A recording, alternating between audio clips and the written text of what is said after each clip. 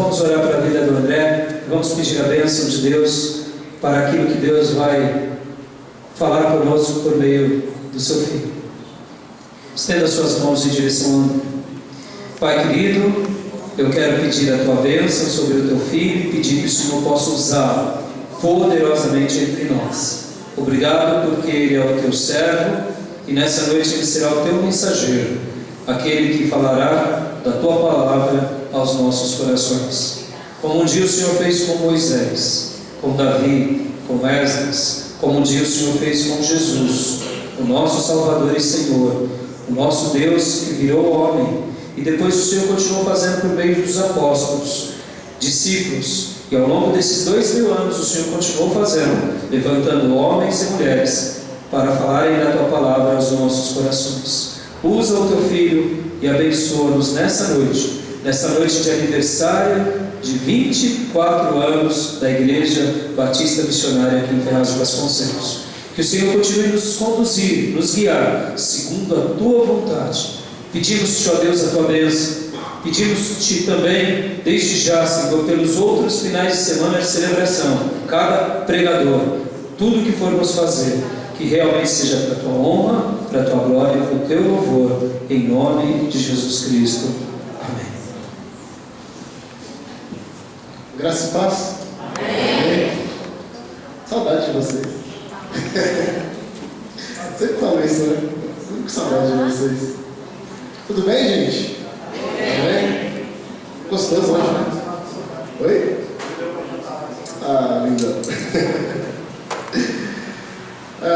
Há uns 2 semanas mais ou menos me incumbiram de pregar hoje, né? Aí eu estava pensando, abertura do aniversário, ceia, né?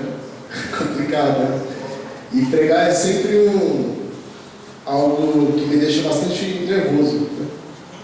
Não por falar de Deus, né? Porque isso a gente fala o tempo todo, né? Mas por levar uma mensagem que alcance os corações, né? Para ser um mensageiro de Deus específico nesse caso, né? E orando, conversando com alguns irmãos, conversando bastante com Deus também, me veio a seguinte mensagem, né? André, fala sobre a ousadia de ser você mesmo. É engraçado porque é o seguinte, a gente tem o costume de pensar em... Toda vez que a gente fala de ousadia, a gente tem o costume de pensar em pessoas que são destemidas, né? Uma pessoa que consegue enfrentar qualquer coisa, consegue bater de frente com qualquer coisa, né? Uma pessoa que não tem medo, não tem vergonha, não fica presa, né? Para poder falar das coisas. Mas nós nos esquecemos, muitas vezes, de uma ousadia que acontece aqui dentro. Uma ousadia que fala do eu interior, né? Que fala do eu em essência. Não uma ousadia que mostra o que eu faço, mas uma ousadia que fala sobre o que acontece dentro de mim. E aí, lendo, me apareceu 2 Coríntios capítulo 2, onde a gente vai começar falando. 2 Coríntios capítulo 2,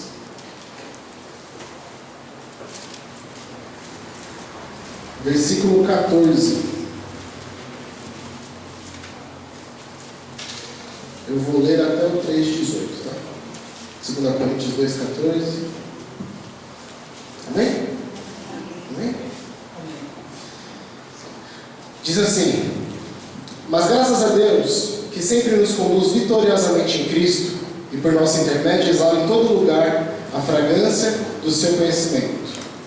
Porque para Deus somos o aroma de Cristo entre os que estão sendo salvos e os que estão perecendo. Para estes somos cheios de morte, para aqueles fragrância de vida. Mas quem está capacitado para tanto? Ao contrário de muitos, não negociamos a palavra de Deus visando lucro. Antes, em Cristo, falamos diante de Deus, com sinceridade, como homens enviados por Deus. Será que com isso estamos começando a nos recomendar a nós mesmos novamente? Será que precisamos, como alguns, de cartas de recomendação para vocês ou da parte de vocês? Vocês mesmos são a nossa carta, escrita em nosso coração, conhecida e lida por todos. Vocês demonstram que são uma carta de Cristo, resultado do nosso ministério, escrito não com tinta, mas com o Espírito de Deus vivo, não em tábuas de pedra, mas em tábuas de corações humanos. Tal é a confiança que temos de Deus por meio de Cristo. Não que possamos reivindicar qualquer coisa com base em nossos próprios méritos, mas a nossa capacidade vem de Deus. Ele nos capacitou para sermos ministros de uma nova aliança, não da letra, mas do Espírito, pois a letra mata, mas o Espírito vivifica. O ministério que trouxe a morte foi gravado com letras em pedras, mas esse ministério veio com tal glória que os israelitas não podiam fixar os olhos na face de Moisés, por causa do resplendor do seu rosto, ainda que desvanecente. Não será o ministério do Espírito ainda mais glorioso? Se era glorioso o ministério que trouxe condenação, quanto mais glorioso será o ministério que produz justiça. Pois o que outrora foi glorioso, agora não tem glória em comparação com a glória insuperável. E se o que estava se desvanecendo se manifestou com glória, quanto mais será a glória do que permanece. Portanto, visto que temos tal esperança, mostramos muita confiança. Não somos como Moisés, e colocava um véu sobre a face, para que os israelitas não contemplassem o resplendor que se desvanecia. Na verdade, as mentes deles se fecharam, pois até hoje o mesmo véu permanece com a lei da antiga aliança. Não foi retirado, porque é somente em Cristo que ele é removido. De fato, até o dia de hoje, quando Moisés é lido, um véu cobre os seus corações. Mas quando alguém se converte ao Senhor, o véu é retirado. Ora, o Senhor é o Espírito, e onde está o Espírito do Senhor, ali é liberdade. E todos nós, que com a face descoberta contemplamos a glória do Senhor, segundo a sua imagem estamos sendo transformados, com glória cada vez maior, a qual vem do Senhor, que é o Espírito. Amém? Nós temos o costume hoje em dia de viver numa sociedade que diz muito sobre a aparência. Se você sai com o seu carro ou se você caminha pela cidade, se você erguer um pouco o seu olho, você começa a ver aqueles outdoors, né? Aqueles padrões de beleza estereotipados, né? Ou você vê aquelas propagandas do tipo, o último carro do ano, ou então, o último celular que saiu, o último produto da linha deles, que vai te tornar uma pessoa mais importante, que cria um status. Ou então, alguma roupa, alguma vestimenta que você veja, que pode te tornar mais bonito, e isso causa uma impressão de que você possa ter mais. E toda vez que eu me deparo com isso, eu fico pensando assim: o que será que Deus pensa disso tudo? O que será que Deus, quando Ele está olhando para a terra, Ele vê essas coisas, o que Ele pensa, né? Ou dentro de uma igreja, a gente vê que muitas vezes acontece o quê? Pessoas que se escondem através dos cargos que elas têm. A gente vê isso muito por aí, né? Se você ligar a TV, você vê bastante isso daí, né? E tem alguns outros casos que acontecem até que, se você chega para alguém que tem uma nomenclatura diferente, por exemplo, algum apóstolo, né? E chega e fala: ô pastor, que paz? E fala assim: pastor não, apóstolo, respeita a unção. Enfim. Ou então, quando uma pessoa não exerce o cargo, e ela também se menospreza por conta disso, né? Porque ela acha que por ser membro, que é uma coisa super importante na igreja, ela não está sendo vista por Deus. E aí eu penso: o que Deus pensa disso tudo? Né?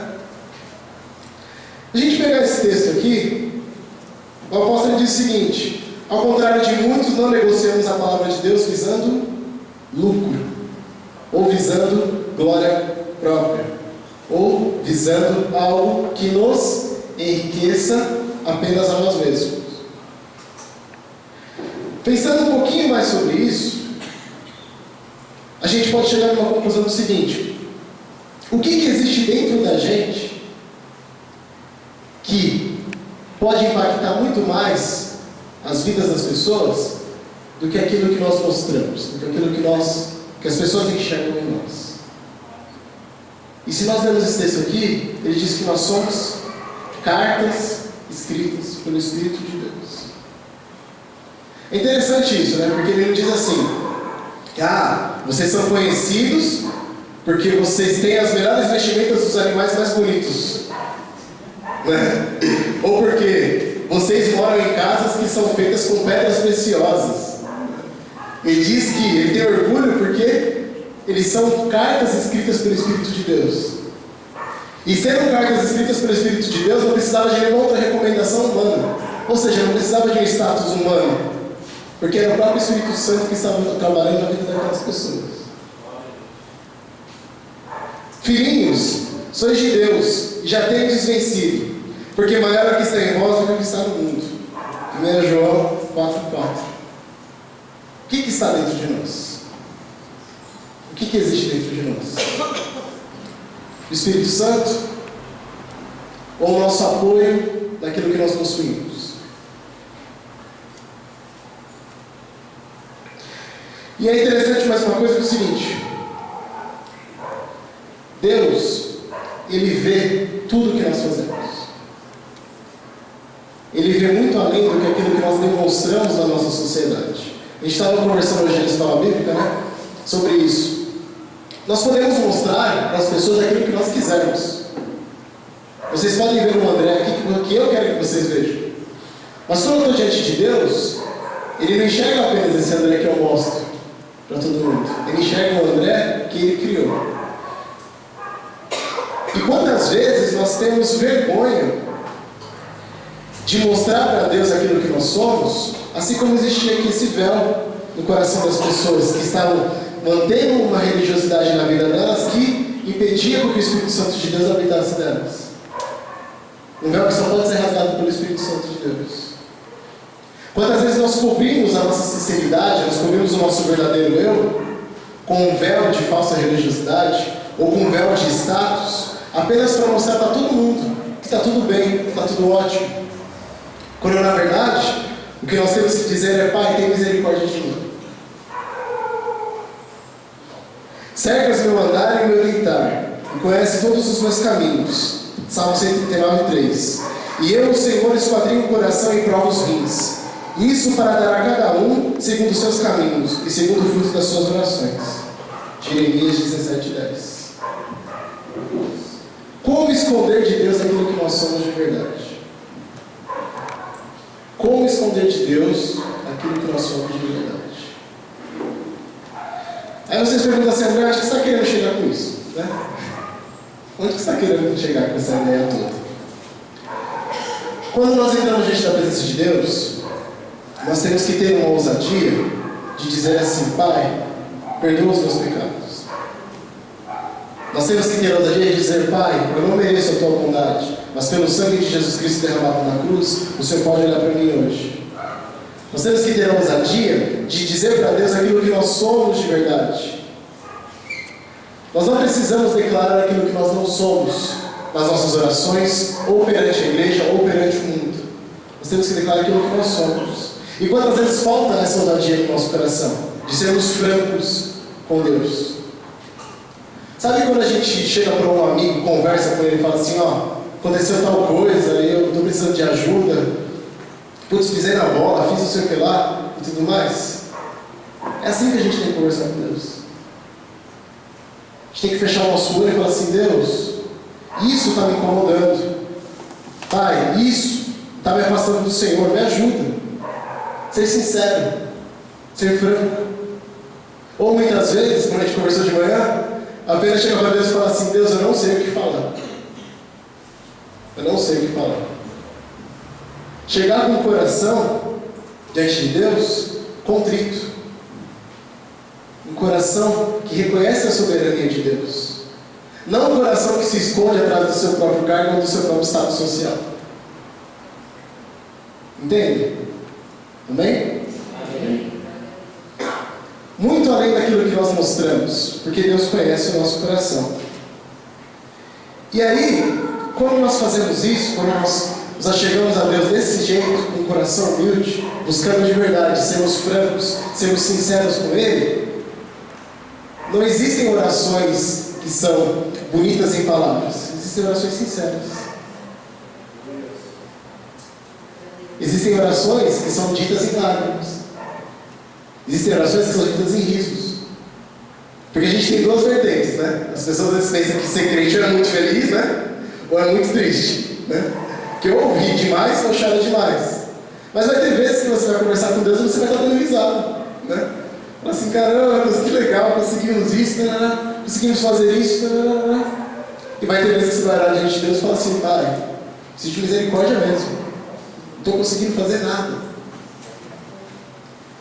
E aí a gente para para pensar nisso de cartas, né? Cartas escritas pelo Espírito de Deus. Cartas que exalam perfume. E um exemplo que me veio na cabeça foi o que acontecia quando eu estava namorando, né? Aí quem namora, quem já namorou, sabe, né? Sabe quando você faz aquela carta muito bonita, assim, que você escreve, né? Bonitinho, faz a melhor letra, né? Aí você pega o perfume que você usa, que seu namorado, né? Ama, né? Vira lá, né? A carta, vai dar aquele cheirinho, né? Perfeito, né? Aí tem aquele irmão chato, né? Chega assim e fala, credo, que amor platônico, né? Que melodrama, que coisa velada, né? Fica repudiando isso, né? Mas a pessoa que recebe a carta, ela ama, né? Ela fala, nossa, teve um cuidado, né? Um cuidado diferente, de bom, passou um perfuminho, né? Pra mim. Quando nós somos cartas escritas pelo Espírito Santo de Deus e alcançamos as pessoas através desse modo franco, tanto de pregar quanto de orar, é isso que as pessoas sentem, o cheiro de Cristo. Elas sentem um aroma do melhor perfume que elas gostam, vindo de Deus para elas. E não precisa de muita coisa para isso. Precisa apenas ser franco. Precisa chegar para Deus e falar, Deus, eu quero ser uma carta escrita pelo Teu Espírito Santo para a humanidade. Olha que simples. Olha que simples. Para muitos vai ser um cheiro de morte. Como eu fiz esse exemplo do irmão que fala do amor platônico, né? Porque muitas pessoas não querem aceitar, então vai ser um cheiro de morte, vai ser um asco. Mas para muitos, vai ser um cheiro de vida, um cuidado especial. Um cuidado que só você pode alcançar a vida numa determinada vida. Um cuidado que só você, que Deus designou para cuidar daquela vida. Olha que missão especial. Baseado num coração sincero. Baseado num coração contrito diante de Deus. E aí, para a gente terminar, eu vou citar 2 exemplos. Um exemplo do homem que foi um homem segundo o coração de Deus. Grande Davi. Grande. Enfim. Grande Davi. Olha só o que está escrito sobre ele. Depois de rejeitar Saul, levantou-lhes Davi como rei, sobre quem testemunhou: encontrei Davi, filho de Jessé, homem segundo o meu coração. Ele fará tudo o que for da minha vontade. Atos 13, 22. E a gente abrir lá em Salmo 51, vamos lá. Salmo 51. Nós podemos ver o coração de um homem que é super, hiper, mega, ultra, master, sincero na presença de Deus. Porque se a gente parar para analisar Davi, né? Venceu guerra, né? Era segundo o coração de Deus. Tipo, ele tinha tudo para ser o bambambam, né? Para se achar. Tinha tudo para falar assim, não, eu sou o cara, né? Deus gosta de mim e pronto, acabou. Eu tudo posso em mim mesmo, né? Só que olha só o que ele declara. Salmo 51, versículo 1. Tem misericórdia de mim, ó Deus, por teu amor.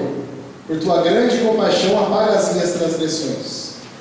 Lava-me de toda a minha culpa e purifica-me de todo o meu pecado. Pois eu mesmo reconheço as minhas transgressões e o meu pecado sempre me persegue. Contra ti, só contra ti pequei, e fiz o que tu reprovas, de modo que justa é a tua sentença e tens razão em condenar-me. Sei que sou pecador, desde que nasci, sim, desde que concebeu minha mãe. Sei que desejas na verdade no íntimo, e no coração me ensinas a sabedoria. Purifica-me com isopo, e ficarei puro. Lava-me, e mais branco do que a neve serei. Faz-me ouvir de novo júbilo e alegria, e os ossos que esmagaste exultarão. Esconde o rosto dos meus pecados, e apaga todas as minhas iniquidades. Cria em mim um coração puro, ó Deus, e renova dentro de mim um espírito estável. Não me expulses da tua presença, nem tires de mim o teu espírito. Devolve-me a alegria da tua salvação, e sustenta-me com o espírito pronto a obedecer. Então ensinarei os teus caminhos aos transgressores, para que os pecadores se voltem para ti. Livra-me da culpa de crimes de sangue, ó Deus, Deus da minha salvação, e a minha língua aclamará a tua justiça. Ó Senhor, dá palavras aos meus lábios, e a minha boca anunciará o teu louvor. Não te deleitas em sacrifícios, nem te agradas em holocausto, senão eu os traria. Os sacrifícios que agradam a Deus são um espírito quebrantado, um coração quebrantado e contrito. Ó Deus, não desprezarás. Por tua boa vontade, fazes Sião prosperar. Ergue os muros de Jerusalém. Então te agradarás os sacrifícios sinceros, das ofertas queimadas e dos holocaustos, e novilhos serão oferecidos sobre o teu altar. Amém? Ele falou do pecado dele. E a humanidade inteira sabe do pecado dele. Olha a sinceridade do coração do cara. Sinceridade de dizer quem eu sou. Posso fazer tudo certo, mas uma hora que eu posso errar. Que mesmo o Deus de amor que me ajudou na hora que eu estava certo, Ele vai me ajudar na hora que eu estou errado, porque eu vou me arrepender. E aqui, Coríntios não tinha sido escrito ainda. Concorda? Né? E ele já era uma carta bíblica escrita pelo Espírito Santo de Deus. Ele mesmo diz: a minha boca clamará a tua justiça. Eu vou falar do que o Senhor tem feito por mim. E de tanta sinceridade, ele pode escrever o Salmo 23. Olha que bonito. O Senhor é meu pastor, de nada terei falta. Em verdes pastagens me faz repousar, e me conduz às águas tranquilas. Restaura-me o vigor, guia-me nas veredas da justiça por amor do seu nome. Mesmo por eu andar por um vale de trevas e morte, não temerei perigo algum, pois tu estás comigo e a tua vara e o teu cajado me protege. Preparas um banquete para mim à vista dos meus inimigos. Tu me honras, ungindo a minha cabeça com óleo e fazendo transbordar o meu cálice. Sei que a bondade e a fidelidade me acompanharão todos os dias da minha vida. E voltarei à casa do Senhor enquanto puder. Quando você é sincero com Deus, Deus ele se revela a você de uma forma tão íntima e tão gostosa, que você descobre segredos de Deus. Eu já fui pregado aqui algumas vezes. E você pode dizer isso do Senhor. Você pode dizer que Ele é o seu pastor. De que nada terei falta. Nada terei falta. Diferente do que é visto por aí. Que a gente fala, porque a gente, né? Dá uma raiva, em nome de Jesus.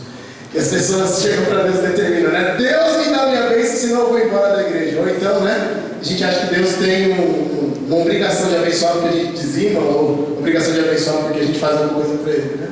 Mas não, a gente reconhece, assim como salmista, que Deus ele faz aquilo que Ele quer, no tempo que Ele quer, da forma que Ele quer, porque nós temos intimidade com Ele. E porque Ele cuida da gente, porque nós queremos ter uma intimidade com Ele. E o segundo exemplo que eu vou usar é Paulo. Filipenses 4, 12 e 13 diz assim: sei o que é passar necessidade e sei o que é ter fartura. Aprendi o segredo de viver contente em toda e qualquer situação. Seja bem alimentado, seja com fome, tendo muito ou passando necessidade. Tudo posso naquele que me fortalece. Escrito dentro de uma prisão provavelmente, né? Escrito dentro de uma prisão. Tudo posso naquele que me fortalece. Sinceridade com Deus. Ele sabia que Deus não ia desamparar ele. E ele era uma carta viva escrita pelo Espírito Santo de Deus. Aí fica a pergunta: você quer ser uma carta viva escrita pelo Espírito Santo de Deus? Quer ser uma carta sincera? Uma carta que seja escrita pela letra do Espírito Santo. Olha que homem. Que exale o aroma dele. E aí às vezes você pode perguntar assim: mas tio Dé, acontece o seguinte: se eu sou pecador, eu não mereço ser olhado por Deus, como é que eu vou falar de Deus do jeito que eu vivo? Vamos lá, João 6,37. Para a gente fechar. João 6,37.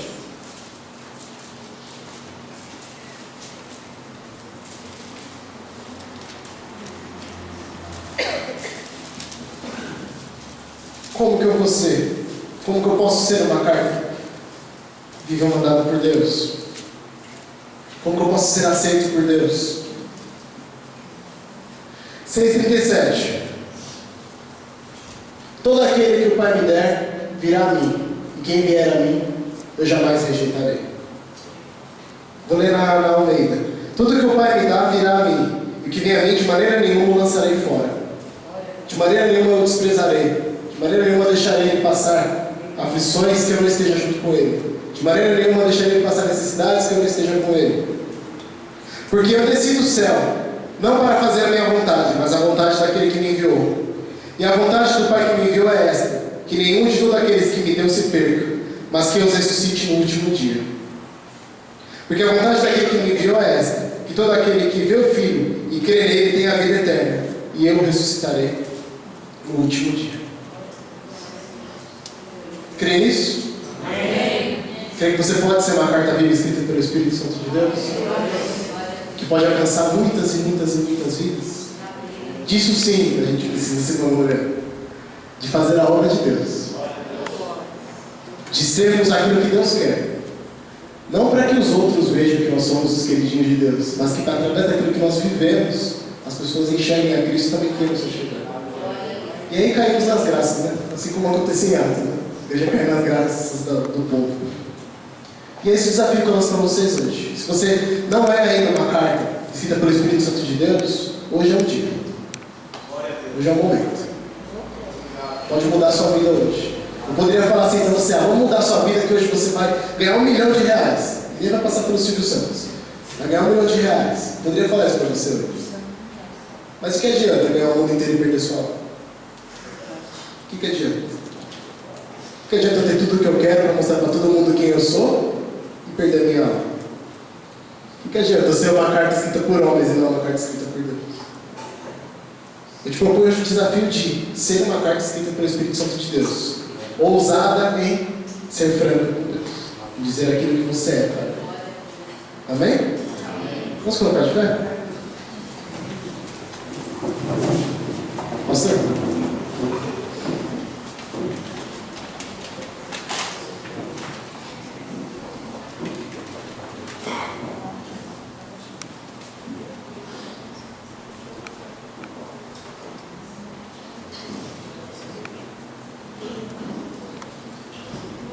Glória a Deus. Que palavra, amém, amados? Amém. Coloca a sua mão sobre o seu coração. E vamos fazer juntos aqui uma oração, cada um de nós. No início do culto, na abertura desse culto de hoje, nós lemos o texto lá de 1 Coríntios, onde Paulo dizia: sejam meus imitadores como eu sou de Cristo.